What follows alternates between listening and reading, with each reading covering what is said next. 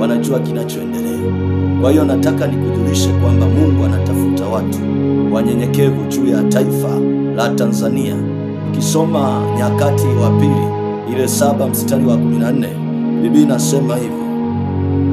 Biblia inasema, ikiwa watu wangu walioitwa kwa jina langu watajinyenyekesha na kuomba na kunitafuta uso na kuziacha njia zao mbaya, basi nitasikia toka mbinguni na kuwasamehe dhambi yao na kuiponya nchi yao. Na kuiponya nchi yao, kama we ni mchungaji, ni nabii, ni mtume au ni shehe, kwa namna yoyote ile, chukua nafasi ya kuliombea taifa lako la Tanzania, kwa sababu bila maombi hauwezi ukafika popote. So tunaendea pia kipindi cha uchaguzi.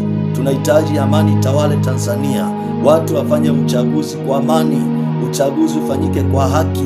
Kwa nini? Kwa sababu Mungu anatafuta mnyenyekevu.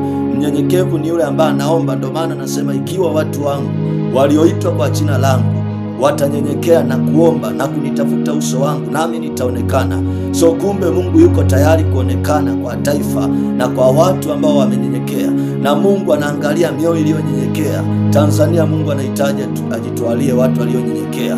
Ili tumuone Mungu Tanzania, lazima wanyenyekevu watokee. Pokea neema popote ulipo, na unapoomba kumbuka kuombea taifa hili, kumbuka kuombea viongozi wako, kumbuka kumwombea rais hata aliyopo katika madaraka. Nataka niombe kwa ajili ya taifa